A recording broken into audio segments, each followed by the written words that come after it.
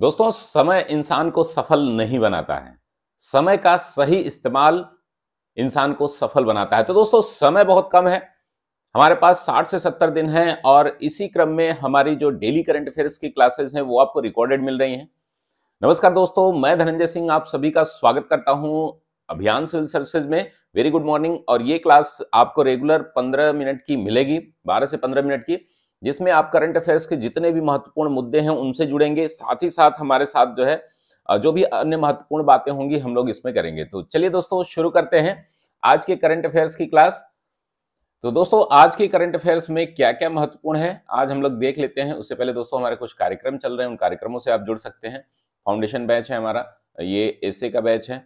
साथ ही हमारा जो है समसामयिकी मैगजीन है और एक प्रीलिम्स का बैच चल रहा है और टेस्ट सीरीज के साथ जो है मात्र 1500 रुपए में वो आप अवेल कर सकते हैं। इसकी क्लासेस लगातार चल रही हैं। चलिए दोस्तों, शुरू करते हैं। पहली जो न्यूज है हमारी, वो चर्च गेट रेलवे स्टेशन का नाम बदल करके क्या कर दिया गया है। तो चलिए इसको डिटेल में देखते हैं। Churchgate railway station Maharashtra के मुंबई में स्थित है। हाल ही में इस रेलवे स्टेशन का नाम सीडी देशमुख के नाम पर कर दिया गया है। सीडी देशमुख कौन है दोस्तों, इन पर हम लोग डिटेल बातचीत करेंगे। चलिए देखते हैं। नाम बदलने का यह प्रस्ताव महाराष्ट्र मंत्रिमंडल द्वारा पारित किया गया। अब चर्च गेट रेलवे स्टेशन का नया नाम क्या होगा? चिंतामन राव देशमुख स्टेशन। ठीक है ना।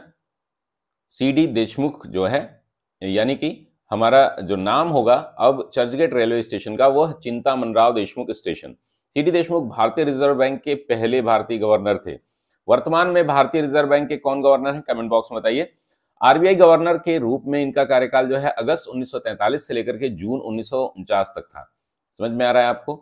उनके गवर्नर रहते भारतीय औद्योगिक वित्त निगम आईएफसीआई की स्थापना 1948 में हुई थी। ब्रिटिश राज में इन्हें सर की उपाधि दी थी। ब्रिटिशर्स ने इन्हें किसकी उपाधि दी थी? सर की उपाधि दी थी।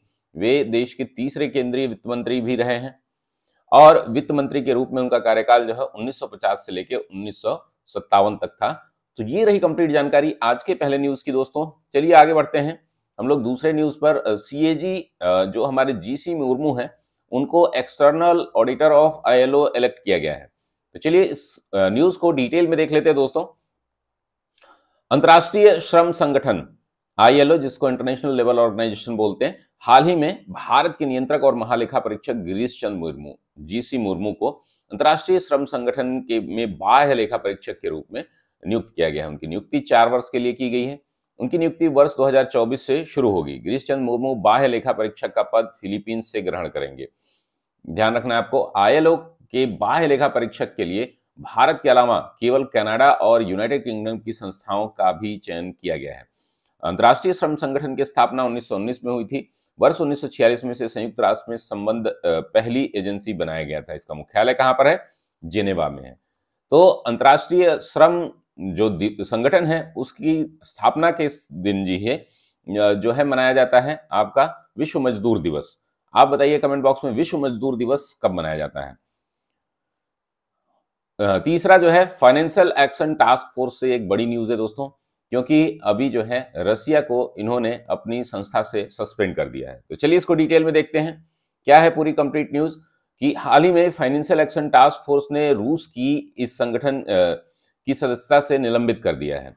एफएटीएफ यानी फाइनेंशियल एक्शन टास्क फोर्स द्वारा यह निलंबन यूक्रेन पर हमला करने के बदले किया गया है। एफएटीएफ ने कहा है कि रूस की यूक्रेन पर कार्रवाई उसके मूलभूत सिद्धांतों के खिलाफ है। इसके अलावा एफएटीएफ ने दक्षिण अफ्रीका और नाइजीरिया को ग्रे लिस्ट में रखा है। मोरक्को और कंबोडिया द्वारा वित्तीय पारदर्शिता के कारण ग्रे लिस्ट से हटा दिया गया है इसको। फाइनेंशियल एक्शन टास्क फोर्स का गठन जो है 1989 में G7 देशों द्वारा किया गया था। वर्तमान में भारत सहित कुल 39 सदस्य जो है और 2 संगठन इस देश के इस संस्था के सदस्य हैं। इसका मुख्यालय जो है पेरिस में है।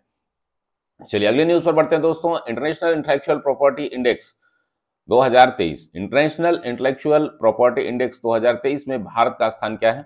चलिए इसको डिटेल में देखते हैं। हाल ही में यूएस चैंबर्स ऑफ कॉमर्स ने अंतर्राष्ट्रीय बौद्धिक संपदा सूचकांक जारी किया। इस सूचकांक में 55 देशों को शामिल किया गया है। सूचकांक में संयुक्त राज्य अमेरिका पहले, यूनाइटेड किंगडम दूसरे और फ्रांस तीसरे स्थान पर है। भारत का स्थान इन 55 देशों में 42वां है। याद रखिएगा आप। वर्ष 2022 की रैंक में भारत का स्थान जो है 43वां था। ठीक है ना।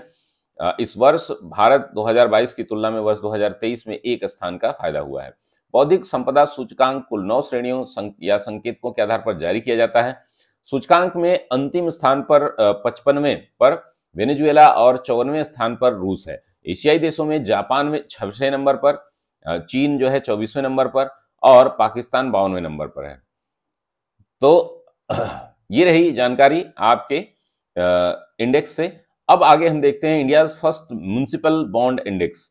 Most important question of the day है ये, इसको आप लोग जरूर याद रखिएगा। भारत का पहला म्युनिसिपल बॉन्ड इंडेक्स, हाल ही में एनएसई लिमिटेड ने देश का पहला म्युनिसिपल बॉन्ड इंडेक्स जारी किया है। NSE limited national stock exchange limited की सहायक कंपनी है। इसका नाम Nifty India municipal bond index रखा गया है। अभी निफ्टी द्वारा म्युनिसिपल बॉन्ड इंडेक्स में 10 म्युनिसिपल कॉर्पोरेशन के 28 बॉन्ड्स को शामिल किया गया है। सभी की रेटिंग ए कैटेगरी की है। सूचकांक के आधार पर तिथि जो है 1 जनवरी 2021 है। आधार तिथि जो है, इसका बेस जो डेट होता है, बेस ईयर जो होता है वो 2021 है, 1 जनवरी। इस इंडेक्स का आधार मूल्य जो है 1000 रुपए है। सूचकांक की तिमाही समीक्षा की जाएगी और इसमें फ्लक्चुएशन जो भी होगा उस पर आधार पर इसको घटाया बढ़ाया जाएगा। अगले टॉपिक पर चलते हैं दोस्तों, international bio resource conclave. Most important ये भी रहेगा, बायो रिसोर्स कॉन्क्लेव कहां पर आयोजित किया गया, ये हमारे जितेंद्र सिंह दिख रहे हैं, उनके बारे में चलिए इसको डिटेल में देख लिया। अंतर्राष्ट्रीय जैव संसाधन कॉन्क्लेव का आयोजन 24 से 26 फरवरी मणिपुर की राजधानी इंफॉल में किया गया। यह 22वां अंतर्राष्ट्रीय जैव संसाधन कॉन्क्लेव था। इसके साथ ही 10वां एथनो फार्माकोलॉजी कांग्रेस भी आयोजित की गई। साथ ही दोस्तों इस कॉन्क्लेव की थीम एथनो फार्माकोलॉजी की फिर से कल्पना करें, पारंपरिक चिकित्सा का वैश्वीकरण। कॉन्क्लेव का मुख्य फोकस प्रसिद्ध वैज्ञानिक द्वारा नृवंश विज्ञान और औषधीय पौधों पर आधारित पारंपरिक चिकित्सा के वैज्ञानिक अध्ययन के सहित कई महत्वपूर्ण समसामयिक मुद्दे रहे हैं। चलिए गिरधर अरमाने, आइए इनको डिटेल पे देखते हैं दोस्तों। ये किस पद पर नियुक्त किए गए हैं? भारत के एक बड़े पद पर इनको नियुक्त किया गया है, जो डिफेंस सेक्रेटरी का पद है। गिरधर अरमाने देश के केंद्रीय रक्षा सचिव। हाल ही में केंद्रीय मंत्रिमंडल की नियुक्ति समिति ने उनके कार्यकाल में बढ़ोतरी की है। वे जून 2023 में सेवानिवृत्त होने वाले थे। अब उनकी नियुक्ति नवंबर 2022 में की गई थी और अब रक्षा सचिव के पद पर गिरधर अरमाने जो है अक्टूबर 2024 तक रहेंगे। रक्षा सचिव जो है रक्षा मंत्रालय का प्रशासनिक प्रमुख होता है। रक्षा मंत्रालय के भीतर नीति और प्रशासन के सभी मामलों पर रक्षा मंत्री का प्रमुख सलाहकार होता है गिरधर अरमाने। हमारे रक्षा मंत्री वर्तमान में कौन है, कमेंट बॉक्स में बताइए।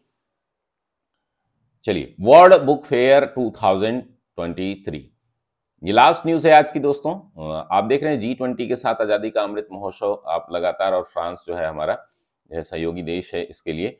चलिए इसको नेशनल बुक ट्रस्ट और देश का नॉलेज पार्टनर जो है पार्टनर ऑफ नेशन और जो है ITPO द्वारा जो है ऑर्गेनाइज किया जा रहा है। ऑर्गेनाइजर इसका मेन जो है वो NBT है, यानी कि नेशनल बुक ट्रस्ट। क्लियर है ना? तो इसको हम लोग डिटेल में देखेंगे। चलिए डिटेल में देखते हैं क्या हमें जानने लिए। विश्व पुस्तक मेले का आयोजन 25 फरवरी से 5 मार्च तक किया जाएगा, यानी कि कल से शुरू हो गया है और ये 5 मार्च तक, यानी कि संडे से संडे तक रहेगा। यह पुस्तक मेला नई दिल्ली में किया जा रहा है। इस पुस्तक मेले का आयोजन फिजिकल रूप से 2 वर्ष बाद किया जा रहा है, इसलिए इस बार इंपॉर्टेंट है ये। फिजिकली जो है 2 साल तक नहीं किया गया। इस पुस्तक मेले का आयोजन भारतीय व्यापार संवर्धन सहयोग, यानी कि national book trust in collaboration with India trade promotion organisation, national book trust और इंडिया ट्रेड प्रमोशन ऑर्गेनाइजेशन द्वारा जो है किया जा रहा है। इसकी थीम क्या है? आजादी का अमृत महोत्सव। क्लियर है ना? इसकी थीम क्या है? आजादी का अमृत महोत्सव। और इस पुस्तक मेले में भागीदार देश जो है वो फ्रांस को बनाया गया है। भारत सरकार का प्रमुख प्रकाशन गृह प्रकाशन विभाग भी इस पुस्तक मेले में अपनी आजादी का अमृत महोत्सव पुस्तक संग्रह का प्रदर्शन कर रहा है। तो ये रही कंप्लीट जानकारी। एक बार हम लोग क्विक रिवीजन कर लेते हैं। कमेंट बॉक्स में जरूर कमेंट करिएगा।